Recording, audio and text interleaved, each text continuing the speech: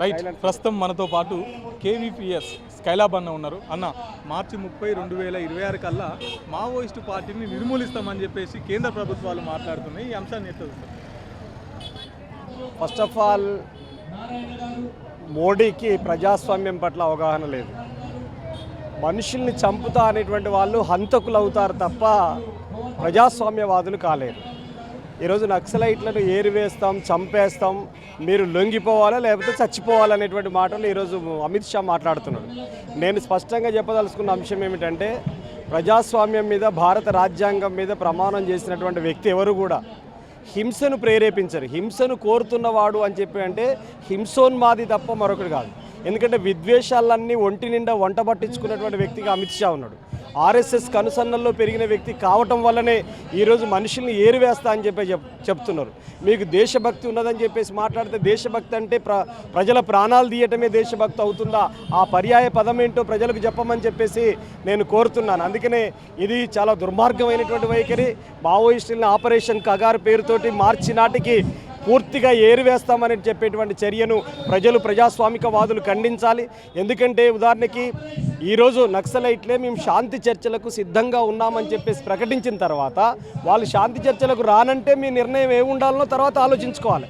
వాళ్ళే స్వచ్ఛందంగా మేము శాంతి చర్చలకు సిద్ధంగా ఉన్నామని చెప్పేసి చెప్పిన తర్వాత కూడా మీరు ఈరోజు ఈ రకమైన దుర్మార్గమైనటువంటి వైఖరికి పాల్పడుతున్నారు. తక్షణమే ఆపరేషన్ కగార్ని ఆపివేయాలి. తర్వాత నక్సలైట్ల సమస్య అనేటువంటిది పోలీసులు నక్సలైట్ల సమస్యలాగా ఈరోజు కేంద్ర బీజేపీ సర్కార్ చూస్తూ ఉంది. ఈ దేశంలో రోజు రోజుకి పెరుగుతున్నటువంటి అసమానతలు ఏవైతున్నాయో, అసమానతలు అంతం చేస్తే నక్సలైట్లు వాళ్ళంతటా వాళ్ళే అంతమైపోతారు. నువ్వు నక్సలైట్ వ్యక్తులను అంతం చేయటం కాదు, వ్యవస్థలో ఉన్నటువంటి అసమానతలు అంతం చేయాలనేటువంటి చిత్తశుద్ధి బీజేపీకి ఉండాలి. బీజేపీకి దేశంలో నిరుద్యోగం పట్టదు, ఈ దేశంలో ఆకలి చావులు పట్టదు, ఈ దేశంలో రైతాంగానికి గిట్టుబాటు ధర పట్టదు, ఈ దేశంలో మహిళల మీద జరుగుతున్న హింస పట్టదు.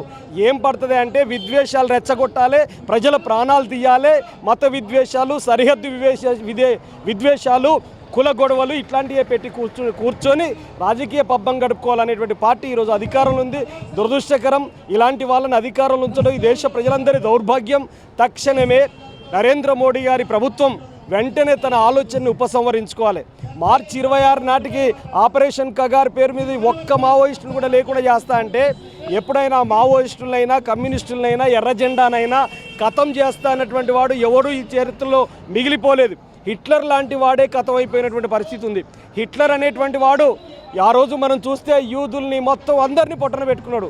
చివరికి సూసైడ్ చేసుకొని చనిపోయేటువంటి పరిస్థితి ఏర్పడింది.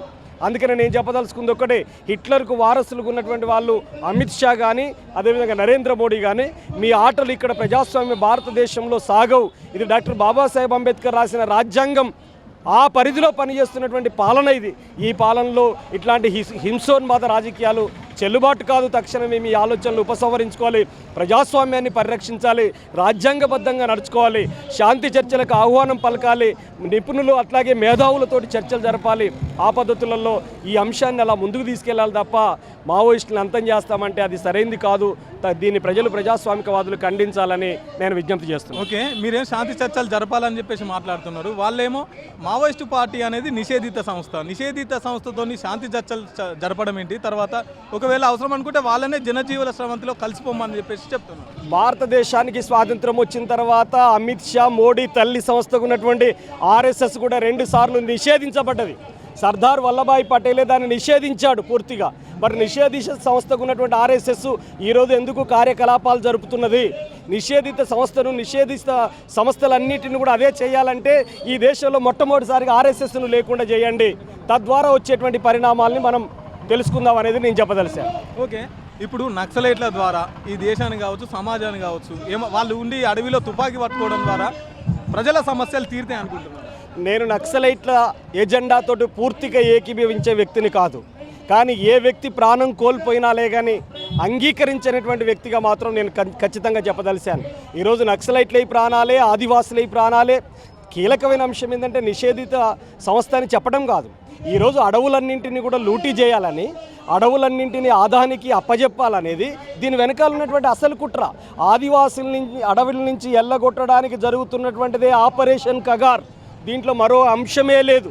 మావోయిస్టులు నిషేధిత సంస్థ అయితే ఆర్ఎస్ఎస్ కూడా నిషేధిత సంస్థే.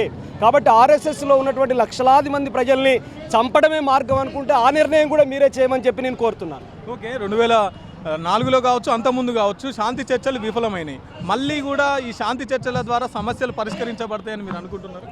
శాంతి చర్చలు అనేది శాంతి ఎప్పటికైనా హింస కంటే, ఉన్మాదం కంటే, అది అట్లే విధంగా సాయుధం కంటే శాంతి అనేది చాలా ఉన్నతమైనటువంటి ఆయుధం సమాజానికి. బాబాసాహెబ్ అంబేద్కర్ కానీ ప్రపంచ తత్వవేత్తలు కానీ కోరింది ఒకటే, యుద్ధం వద్దు శాంతి ముద్దని ప్రపంచ ప్రజలందరూ కోరుతున్నారు. ఈరోజు యుద్ధమే చేయాలి, ప్రజల ప్రాణాలను పొట్టన పెట్టుకోవాలనేటువంటిది మీరు అనుకుంటే అది జరిగేటువంటి పని కాదు. అందుకనే శాంతి అనేటువంటిదే సమాజానికి అవసరం, ప్రజలు అదే కోరుతున్నారు. ప్రజల ప్రాణాలు కాపాడాలని చెప్పి ప్రజా సంఘాలు, కమ్యూనిస్ట్ పార్టీలు, వామపక్షాలు, అనేక ప్రజా సంఘాలు రోడ్డు మీదకి వచ్చి మాట్లాడుతున్నాయి కదా. అందుకని శాంతి చర్చలు సఫలీకృతం అవుతాయి, మీరు ముందు సిద్ధంగా అండి అని చెప్పేటువంటిది నేను తెలియజేస్తున్నాను. విఫలమైతే ఏం చేయాలనేటువంటిది మీరు ఆలోచించుకుంటారు, వీళ్ళు ఆలోచించుకో. ముందు శాంతి చర్చలకు ఆహ్వానించండి అని చెప్పేసి కోరుతున్నది. ఓకే, ఇప్పుడు నక్సలైట్లకు ప్రాబ్లం వచ్చింది, వాళ్ళకి సమస్య వచ్చింది అనే వరకే మీలాంటి వాళ్ళు బయటకు వచ్చారు. ఈ నక్సలైట్ల ద్వారా పోలీసు వాళ్ళు కావచ్చు, ఇంకొంతమంది కావచ్చు, అన్యాయానికి గురయ్యారు, అప్డేట్ వేయరు మీరంతా అని చెప్పేసి మాట్లాడుతున్నారు. నక్సలైట్ల ద్వారా ఎవరైతే అన్యాయానికి గురైనటువంటి వాళ్ళు ఉండొచ్చు కూడా, నేను కాదంటలేను. కానీ అప్పుడు ఆ అంశాన్ని ఇప్పుడు ముందు పెట్టి మావోయిస్టులను చంపడం కోసం అనేక అడ్డదారులు వెతికేటువంటి మాటలే తప్ప ఇవి వేరే కావు. ఈరోజు ఇన్ఫార్మర్ పేరు మీదనో, కొరియర్ పేరు మీదనో వాళ్ళు వీళ్ళు ఆదివాసుల్ని పొట్టన పెట్టుకున్నప్పుడు అప్పుడు ఖండించాం, ఇప్పుడు కూడా ఖండిస్తాం. అది అసామాన్యమైనటువంటి సాధారణమైనటువంటి అభాగ్య జీవులకు ఉన్నటువంటి ఆదివాసుల్ని ఎవరు చంపినా అంగీకరించేటువంటిది లేదు. వాళ్ళు అడవిని నమ్ముకొని బతుకుతున్నటువంటి అడవి బిడ్డలు, వాళ్ళు మూలవాసులు, ఈ దేశ పౌరులు వాళ్ళు.